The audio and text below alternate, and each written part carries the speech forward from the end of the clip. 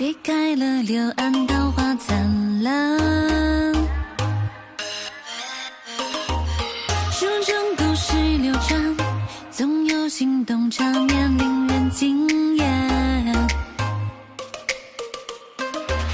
水台碧石山上风微弯，回首看有人娇笑嫣然，情深处再添一笔浓淡，红尘中有你相伴，无论是沙沙或是平淡，这次一生无悔也无憾，上月下的百年，过往今朝少年，一生的不负流年，悄悄的默默相伴，原来情海如过界，怎么是某个一念之间，他几句笔墨千言，他留下故事一篇，今生如水当映入梦，细细的完整，雨尽慷慨雨水情长，余生空负尘世人浪，待到春风拂才知今生情在一念。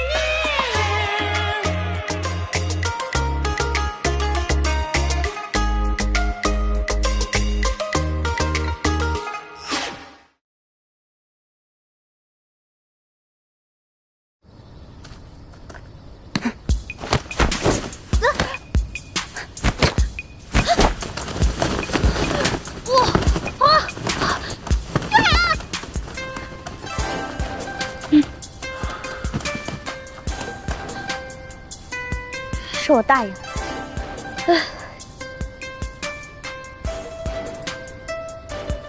师傅，哦，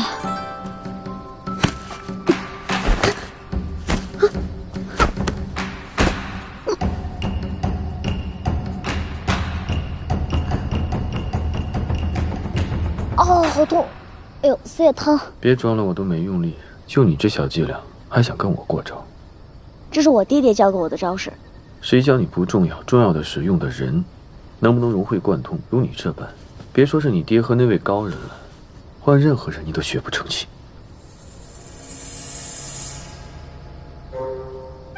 四爷，你能不能松开我再说话？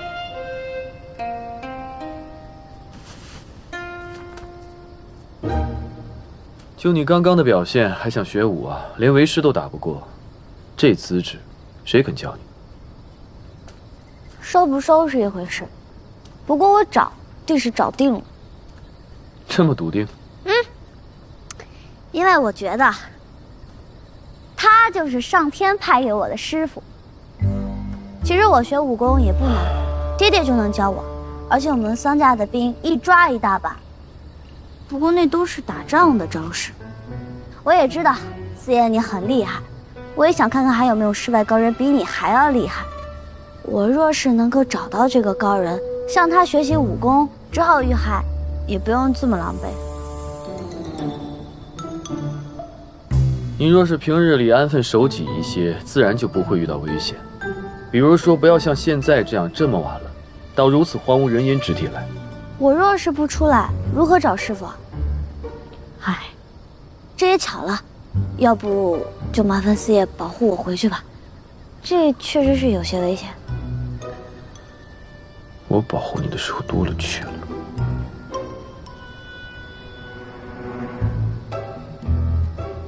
你什么时候保护过我？你听错了，我从来没有保护过你。哎呀，你刚刚这样很好看啊，为何又不笑了？咦叽叽叽，咦！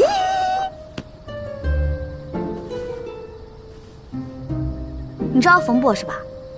我给你学一个冯博士，他这个脸啊，耷拉的都快耷拉到地上了，就是这样。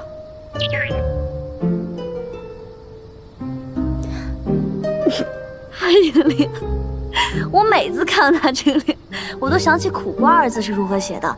如果你看他摇头晃脑、耷拉着脸，如果头像日晷一样的转动，那他一定是在背诗词。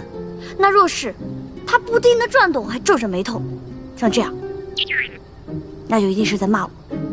桑琪，桑琪呀，桑琪，桑琪，桑琪！你可知道，全汴京的大户人家小姐，都是端庄典雅的，唯有你这般搞怪。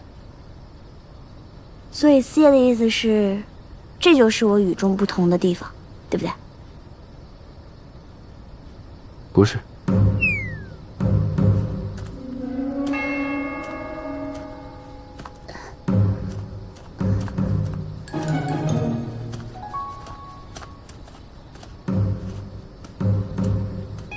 四爷，你得记得保护我啊！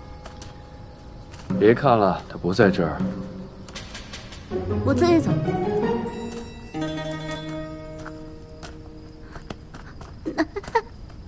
别，男女有别，男女有别。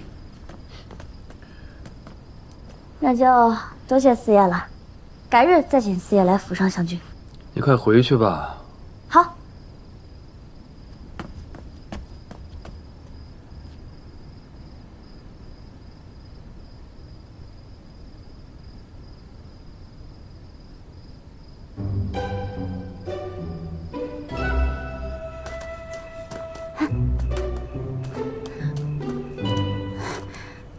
腿要离我不便，还得劳烦四爷送我一程。有门你为什么不走？我爹怕我有危险，所以不让我出门。我若是敲门的话，把他给吵醒了，我不止这条腿废了，另外这条腿也得废。我堂堂国子监司业，为什么要陪你做这种偷鸡摸狗的事儿？说吧。打住！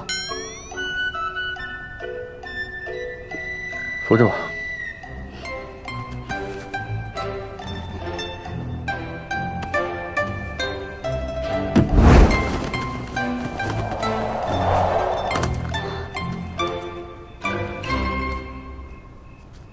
多谢四爷。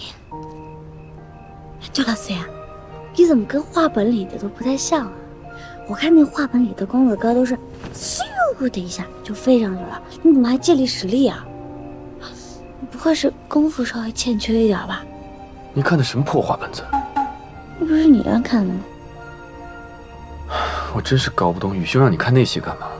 是我的话，就给你找一本《弟子规》，让你好好学学规矩。没有用了，哦，没有回头路的，认命吧。哎，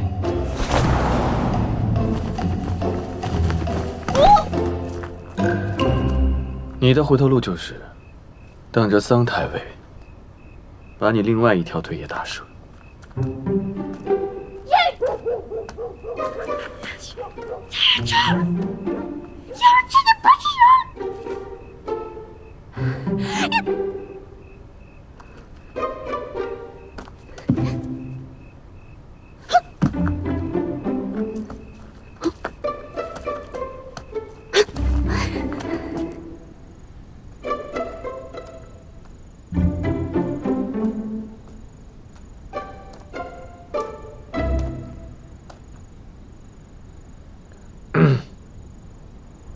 公子，白石，你想什么呢？倒也没什么，就是白石也跟随您多年了，从来没有见过公子您对一位姑娘如此上心，又是亲自登门造访，又是悄悄送人回家，就连苏小姐也没这待遇。你在胡说八道什么呢？那是宇兄的妹妹，宇兄的妹妹我能马虎吗？话虽如此，但公子您最近确实变得操心过重了，和以前大不一样。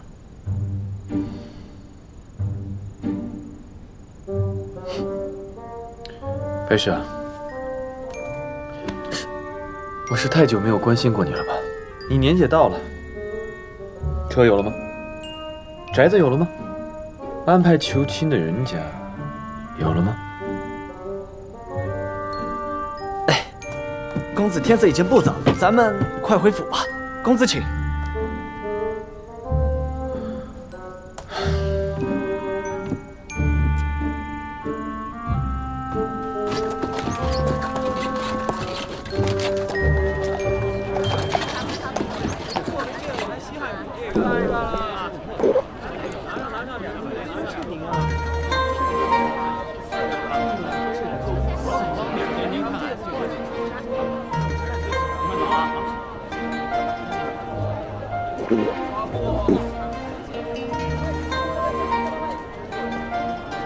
兰姬，好巧啊，在这里遇到阿奇。兰姬，用晚膳了吗？那正好。我不是我饿了，是因为上次你带我去了清玄君那儿用膳，这次就让我请你，也算是还了上次的人情，好不好？那我就成了阿奇的情。之前也没有机会和你单独聊聊。文渊，你先回去，告诉母亲今晚我和阿奇一起用饭，不用等我了。是。行。好。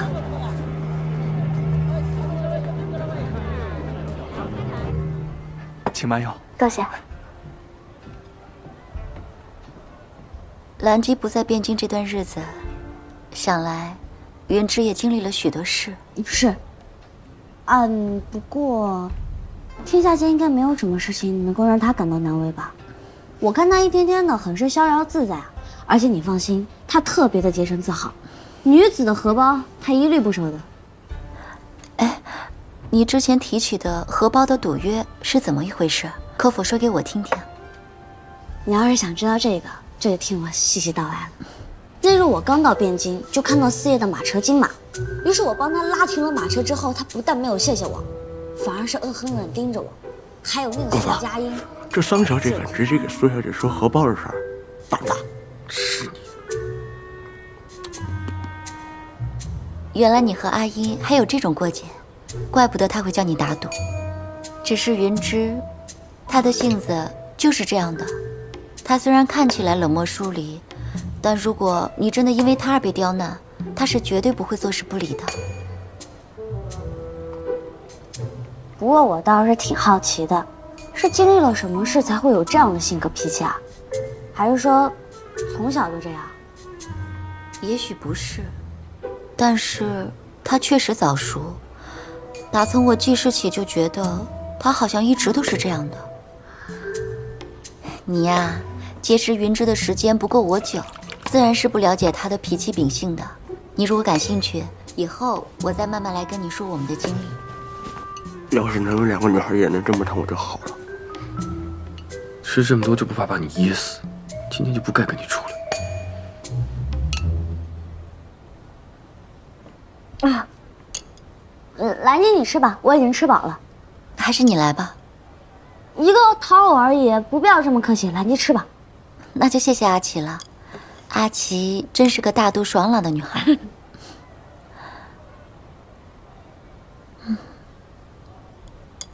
对了，兰姬，刚刚我们聊了这么久，一直围绕着都是思叶，我倒是还有些好奇。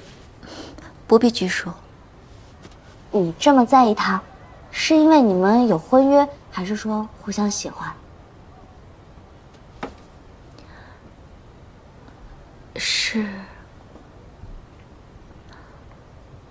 我喜欢他。啊？为什么？虽然他经常以冷脸面对别人，但他不是真的铁石心肠，甚至可以说他是一个细心体贴的人。他人有做得不周到的事情，他一定会默默地在背后把事情完善好，但是他从来都不说。不过他的性子就是这样的，说出来他就不是燕云芝了。我们说的是一个人吗？哦，还是说他只是在郭子监里当阎王爷？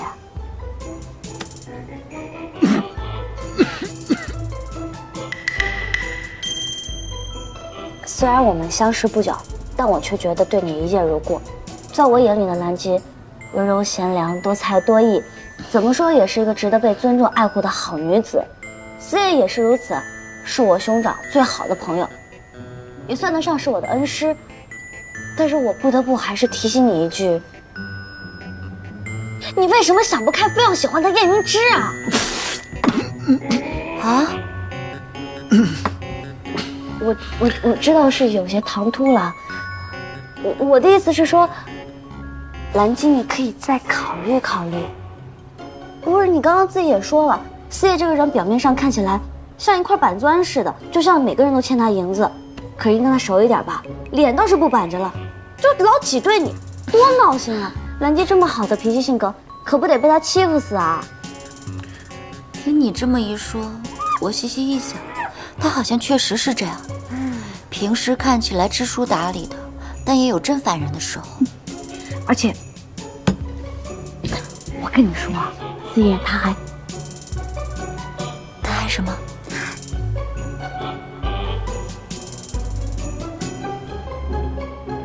哎，算了算了算了，外物说人总是不好。不过只有咱俩应该没关系吧？仅限你我，绝不爱传。四爷他这个人还喜欢设套挖坑，就是单单喜欢看热闹。你的意思是，云芝她经常故意捉弄人？嘘。不过这也都是我瞎猜的。但你别看四爷他这个人表面上看起来人模人样的，其实背地里啊黑得很。兰姬，你人这么好，可别被他给耽误了。虽然我也知道，这种事情吧还是得看你自己，我只能给你提一个小建议，供你参考。我还以为，阿奇的建议我会考虑的。不过话都说到这儿了，我看卓家那公子和严家那公子都时常在你身边，有哪个是你中意的吗？他们俩啊，别，他俩。这么跟你说吧，这个妍妍呢，就好比这个蹄筋，皮是筋的，吃着吧挺累的，嚼久了还容易头疼。骨头都没有了，这不还有个狮子头吗？有那个头。这肿脸就像烧鸡，皮脆肉滑，算得上是个好菜。不过我从小在塞外就常吃，吃着久了吧，天天吃也就无味了，也没有什么心动的感觉。阿奇这个比喻倒是挺有意思的。那云芝呢？如果云芝是可以考虑的人选，你会怎么形容她？思叶。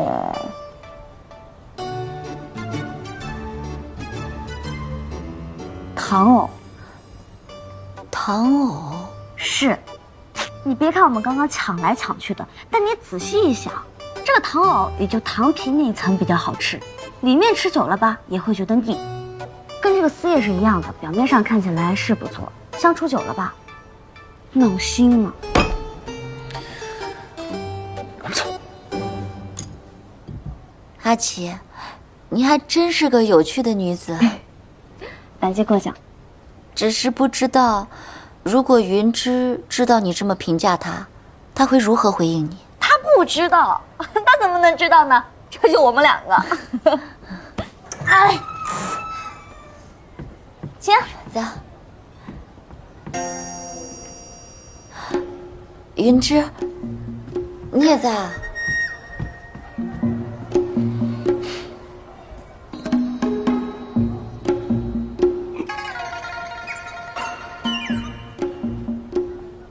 哦，思叶，好巧，思叶也在这儿吃饭，我跟兰姬也在这儿吃饭，这真是有缘，这都能遇见。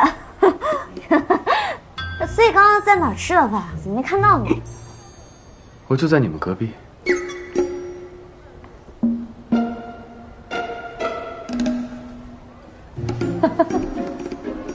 我说怎么没看到？这个墙应该是隔音的。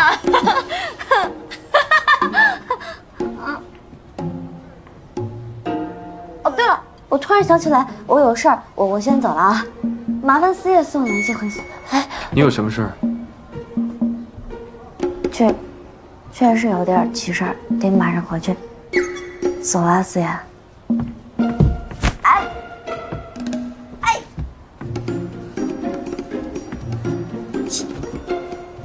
松脚，白石，在。松脚，我看近日桑家小姐读书颇为用功，松脚，以国子监的名义送一份糖藕到府上，犒劳犒劳桑小姐。是。糖藕，谢谢你。我什么？我这是在替宇兄观察你。谢谢你啊。白石，送一下桑小姐。那就谢谢云芝了。安琪，我有话对你说。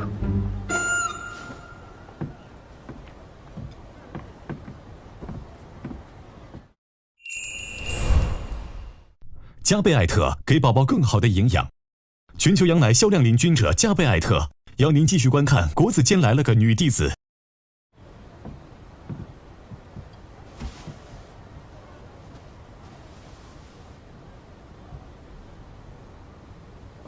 安琪，之前调查花粉的事，谢谢你。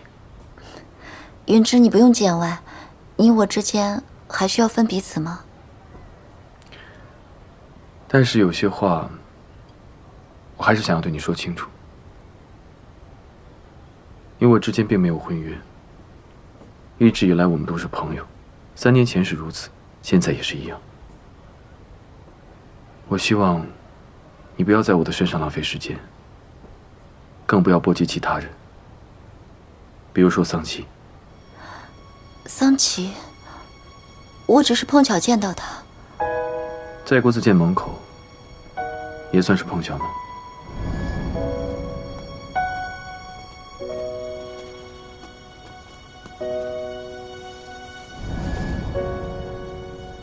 我明白你的心意，但有些事情真的勉强不了。这些话3年前你就说过了。我躲开你，跑去守孝。我以为我不在你身边，你就会怀念起我的好来。可我没想到的是，你几乎忘了我这个人的存在。说到底，还是我不够好，不值得被爱。不是，不是这样。你也不必妄自菲薄。你这样说，是我还有机会吗？安琪，你是不是一个优秀的女子，与我会不会喜欢你无关，是2回事。你真的就不顾念我们这么多年的情分吗？正是因为我顾念，所以我才要说清楚。那我问你，你对桑琪是什么感情？你喜欢他吗？我是他的师长，他是我的学生，是我故人的妹妹，仅此而已。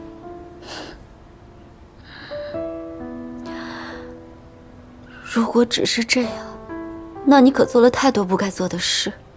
我虽然回来没几天，才见了他3次，可我却看到你不断地为他破例，为他改变。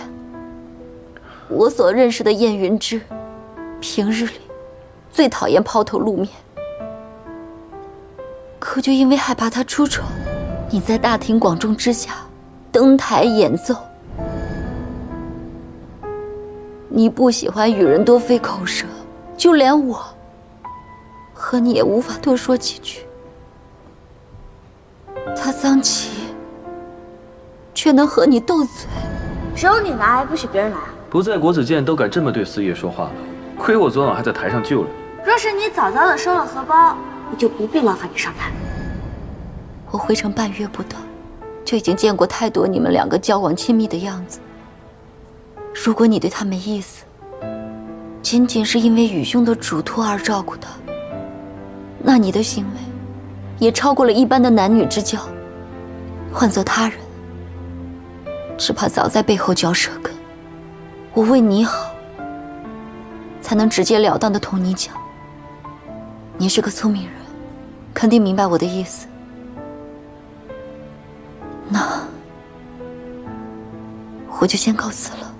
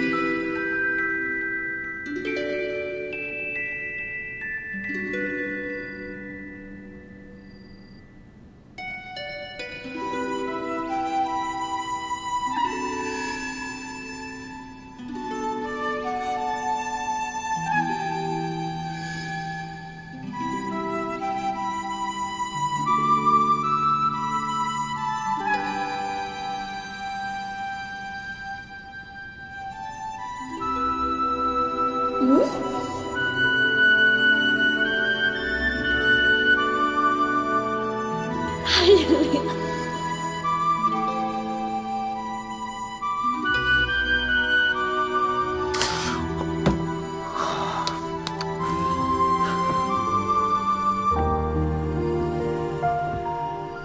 公子，苏小姐跟你说什么了呀？有点不太对劲。没什么，不重要。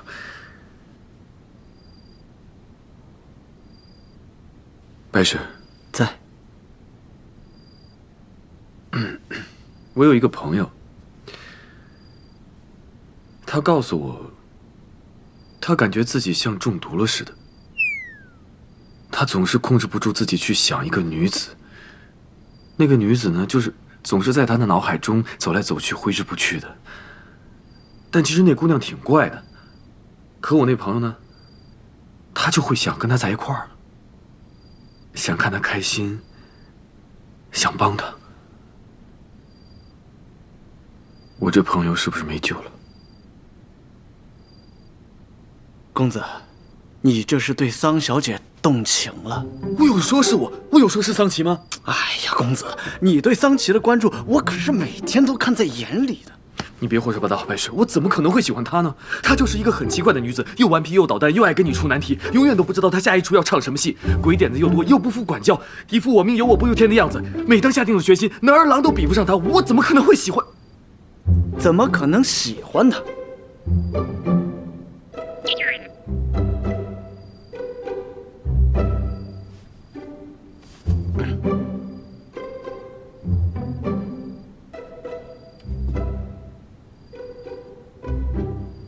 你为什么还在这里？哎，公子，我先走了。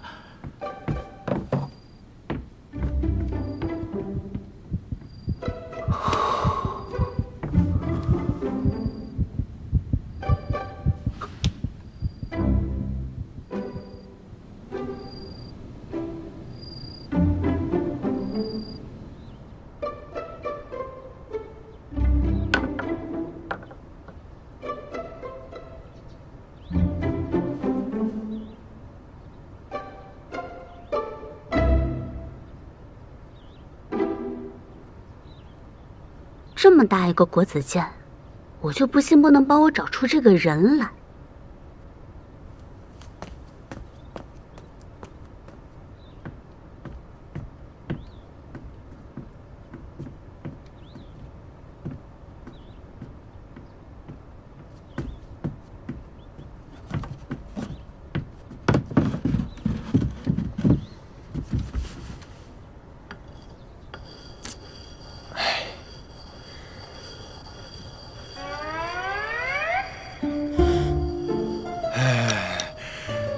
桑爷，您别这样，我要是有什么做的不对的地方，你尽管动手。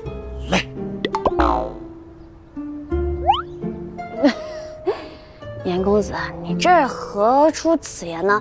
我有事求你也来不及，怎么可能朝你动手？我哪有那么坏？我知道你门路多，找你打探一点事儿。你有认识什么人吗？你可以找周文远啊，他人脉不也挺广的吗？这但凡是个女的，我指定找她了。但我这回要找的是一个老男人，这不在他的能力范围内啊。啊，桑琪，不是吧？原来你要这口啊！说什么呢？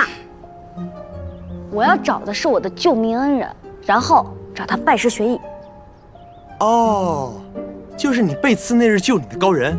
对，我记得那晚除了你以外没有别人啊，而且我也没有在汴京听说过有这号人物，该不会是你犯了癔症吧？不是你才犯了癔症呢，我实打实的听见他说话了，怎么可能是我幻想的啊？唉，你要是不愿意帮，就算。哎，等等，我倒是知道个地方，鱼龙混杂，消息密布，等会儿带你去见识见识，顺便找人打听。什么地方？庆丰楼。告辞。哎，你先别着急走啊，此庆丰楼非彼庆丰楼。我知道你总在那儿吃饭喝酒，可是你听说过庆丰楼顶层吗？别有洞天，大开眼界。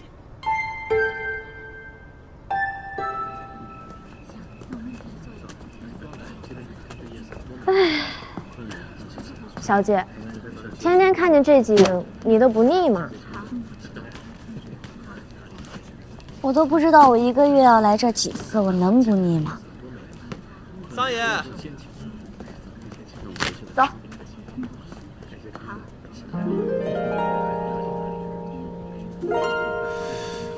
你怎么来了？我怎么不能来了？怎么，不欢迎我啊？欢迎欢迎，今儿小爷我请客，随便吃，走。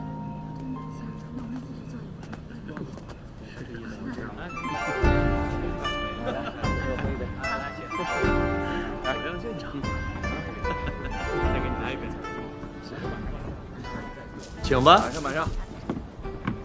慢点啊，桑爷。哎，几位，里边请。我们这儿跟楼下一样，男女不拘，老少皆宜。就算您第一次来，也不必拘谨，保证您有宾至如归的感觉。桑爷，瞧见没？男女都不拘。要说这庆丰楼顶层才是整个汴京视野最开放的地方。你没来过不打紧，也不用露怯，先随我去挑个雅间，多使些银钱，听听曲子。这男男女女的乐人、说书的，甚至往来伺候的，都是消息的集散中心。只要您见得多了，保证有您想要的。我严小爷在这儿，还算一号人物。要是我开口求人，总归是有办法的。走吧。3位里边请，请。钱九姑娘，好久不见，近来可好？钱九姑娘，桑爷，有时间陪我二人。咱们今儿运气真好，没有遇到头牌姑娘了，真是可惜啊！哎，倒也无妨。那我二人下次再来。严小爷，你可快把口水擦一擦吧。那我们改日再来。我，钱九姑娘。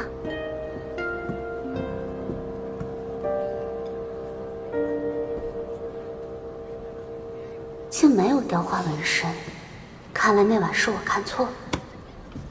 桑爷，深藏不露啊！还说不知道楼上有什么不同，连钱九姑娘都认识。卓文远，卓兄带你来过。哎，这卓兄还真是心性豁达之人呢，这么早就领着正室兼外室，那不得组织个牌局，打个麻将，人生赢家呀！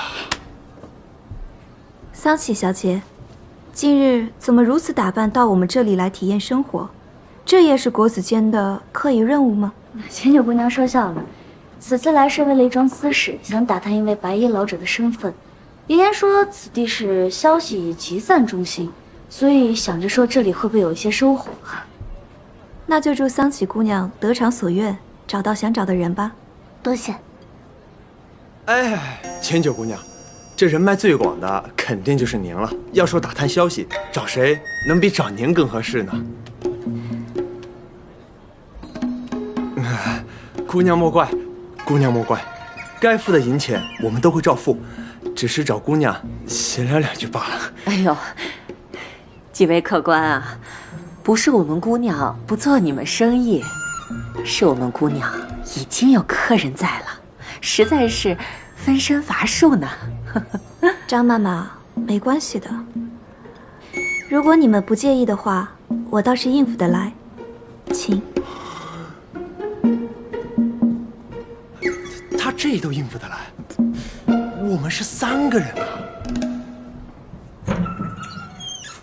哎，卓兄，原来钱九姑娘说的客人就是卓兄啊！四爷，卓文远，原来四爷平时看起来那么正经，其实也来这种地方。四爷，你说我们学子在闲暇的时候到处转转也是情有可原，你居然偷偷来找钱九姑娘喝酒，你这样可不对啊！这一呢是辜负了人家兰姬的好意，2呢就是抢了卓文远的心头好，对吧？桑启姑娘可别这么说，我跟卓公子没有任何关系。虽然外面都在传我会成为卓公子的外室，但卓公子既没有下媒下聘，我也还没有答应呢。钱九，你这是在和我划清界限吗？这是在商言商。周公子，这事儿不是没法谈，只是要按我的原则谈，得加钱。谈钱就是小事了，那我也能竞标吗？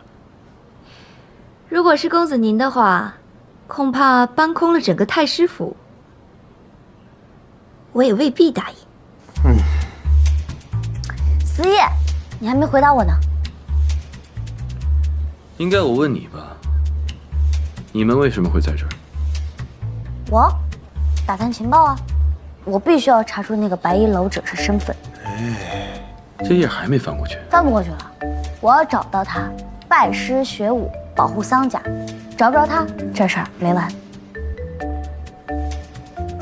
不好意思啊，这是你的。桑琪姑娘，你不妨详细描述一下，没准钱九真的能帮上忙呢。这是一个神出鬼没、武功高强的白衣老者，来无影，去无踪，但总是在我最需要的时候从天而降，大杀四方。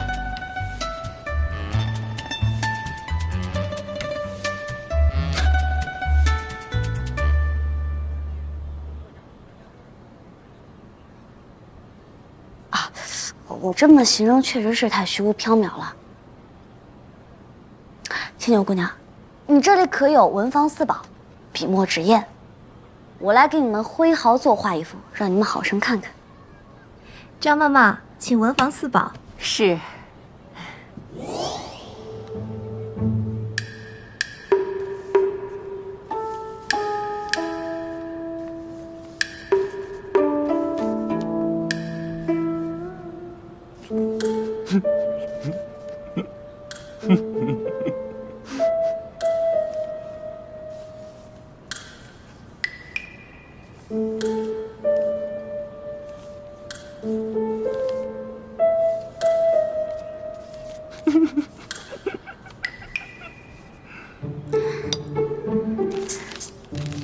那，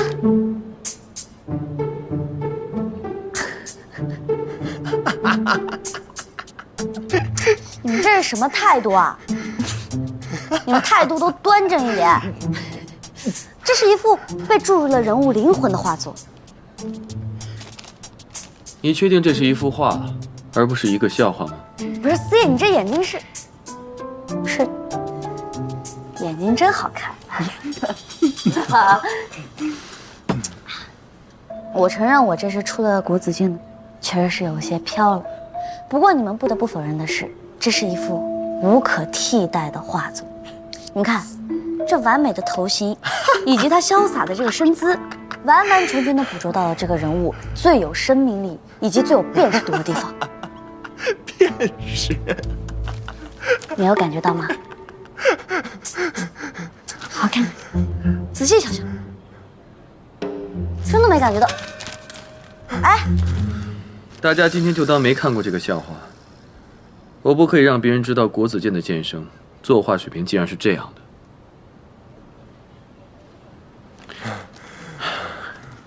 千九姑娘，今日打扰了，我们就先告辞了。你们还不快起来？哦，对了，千九姑娘，你当真是没看过。这样，把小刀，多谢。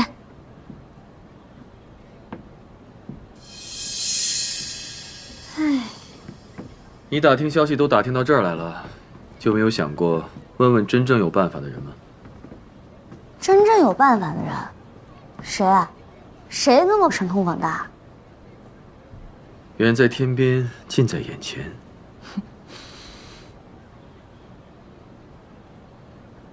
哦，对，就是国子监最大的那一位，冯博士。对啊，冯博士活得比烟久，我干嘛要听你的？跟你来这种地方。多谢司爷。对，就是冯博士。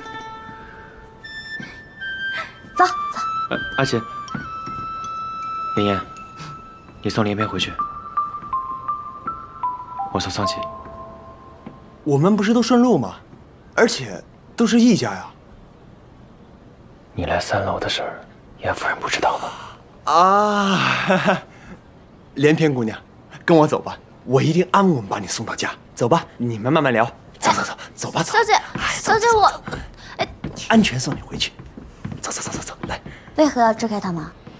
你刚才说的话可都是真心的？哪一句？前9是我外室那一句。啊，我说的每一句话都是真心的。你真的一点都不在乎吗？楚文远，我就开个玩笑。再说了，这是你的私事，我没有资格评头论足的。并且，你也没有这么封建吧？我其实觉得秦雪姑娘人挺好的，你如果愿意收了她，也是你们2个人的福分。大家行了行了，走吧走走。说半天也说不明白。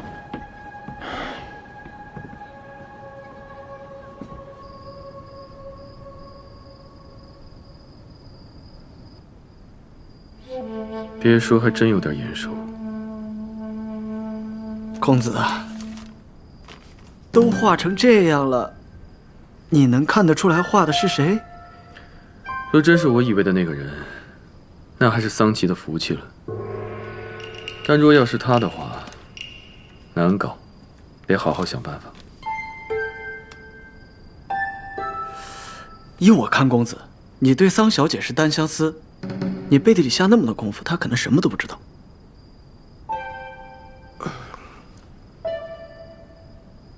我不求那个。今日我去试探了下那个钱九，此人要么武功极高，城府极深，要么就当真是一个平民。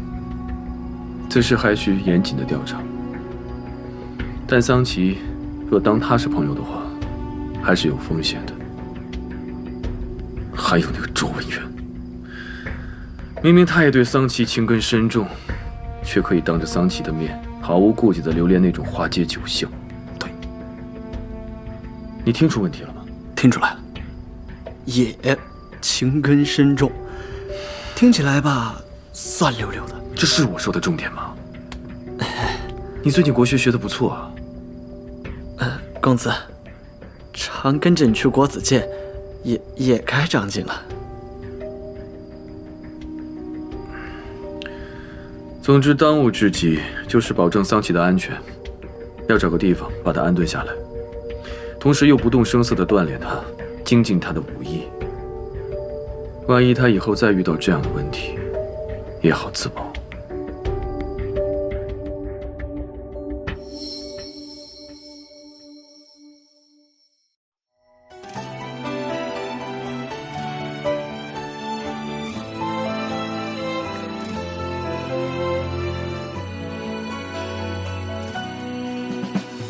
待宿命开始执念那一世，愿用这辈子换瞬时相知，有千种心事留下我的位置。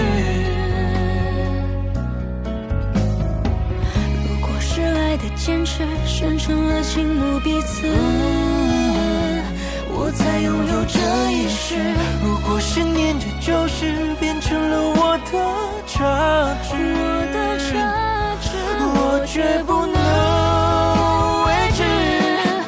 忽略这完美的故事，是否着我决绝的样子，心却在未路的城市切换了开始，是了为真爱的认识。我写下心悦的陈词，我也接受了这轮转的盛世，将爱从淡薄贪识融成了深刻温湿，将爱从淡薄贪识融成了深刻温湿。